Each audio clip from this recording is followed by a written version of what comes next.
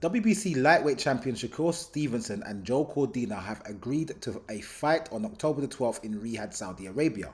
Stevenson Cordina will be on the Dmitry Bivol versus Artur Beterbiev undercard live on the DAZN pay-per-view at the Kingdom Arena. It's unclear if Shakur will be in the co-feature fight on the card or buried below a couple of fights. Placing the Shakur Cordina fight in the tightly visible chief support spot would be risky for His Excellency Turki Al-Sheikh, just in case Stevenson turns in another one of his timid performances, like fans witnessed in his last two fights against Artur Hatatunian and Edwin De Los Santos. The last thing Turkey needs is for the fans to be booing or walking out of the arena before the main event.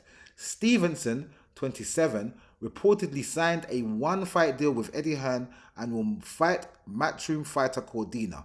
Cordina recently lost his IBF super featherweight title last May in the 8th round knockout to Anthony Kakashi. What makes this an especially bad opponent choice for Shakur is that he's facing another guy coming off a loss, which makes it 2 in a row for him. Shakur's last opponent, Artem Hatatunian, was coming off of a loss to Frank Martin in his previous fight.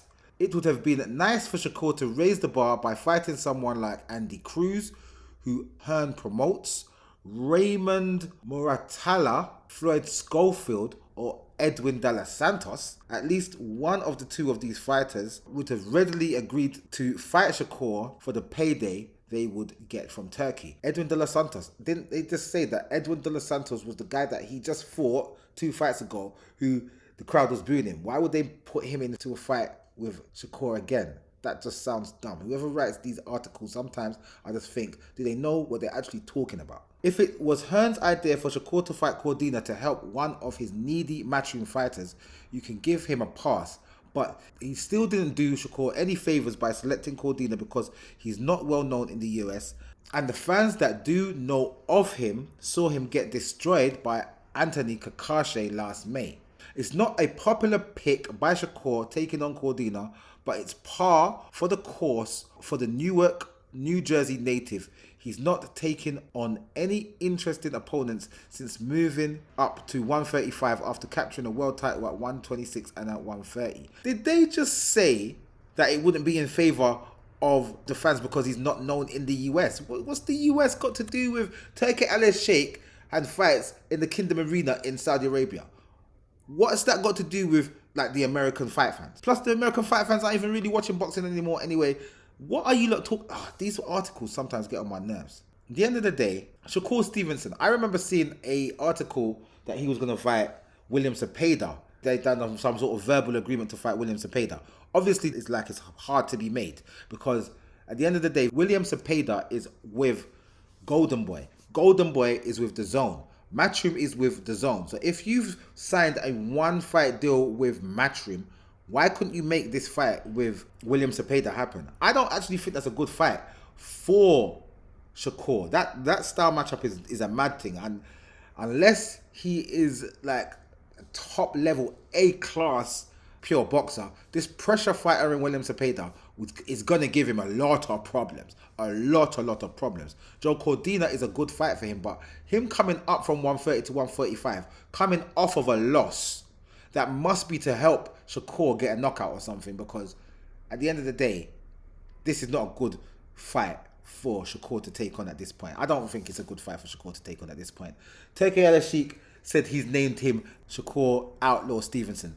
And for me, it kind of makes sense because what's the law in boxing? The law in boxing is to please the crowd. And he doesn't really please the crowd. And he says, I don't care if to please the crowd. Plus, he's taking on this fight, if he does take this fight on, with Joe Cordina, which is a fighter coming off of a loss, which I agree with this title about Artem Hatatunian coming off of a loss, now Joe Cordina coming off of a loss. This is outlaw behavior because the law is to please the crowd and you're not trying to please the crowd, so you're an outlaw. So that's a right name for you, Shakur Outlaw Stevenson. I hope it sticks. I like it actually, Shakur Outlaw Stevenson. It's got a little ring to it as well, but boy, I mean, I know about this fight, I tell you now. I don't know if I rate this fight. I don't think I do rate this fight.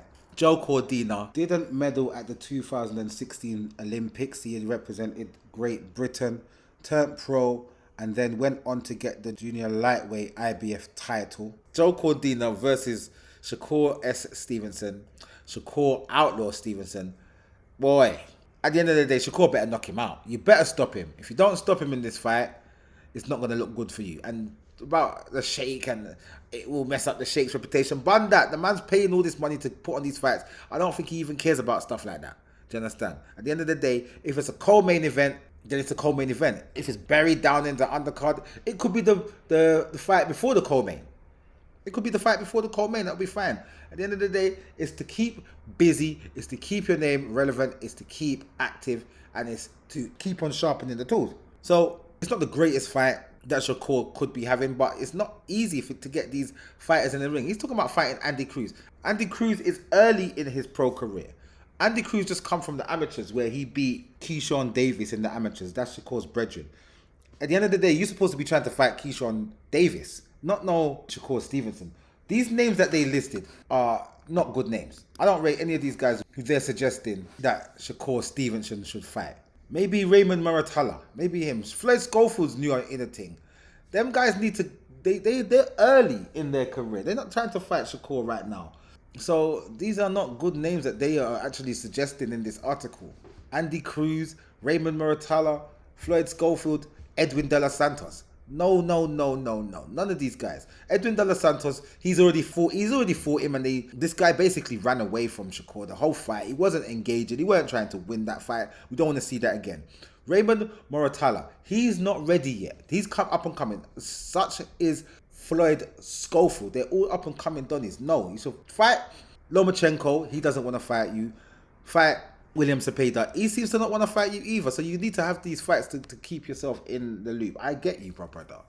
But I don't really rate the fight, but I'll watch it same way. Cause, you know what I mean? You have to keep yourself noticed. You have to keep fighting, innit? You have to keep fighting. You can't just sit down and wait for these guys to agree to fight you. If they're not going to agree to fight you, you have to move on and have fights. Joe Cordina says he wants to smoke. Let him come up to 135 and get the smoke.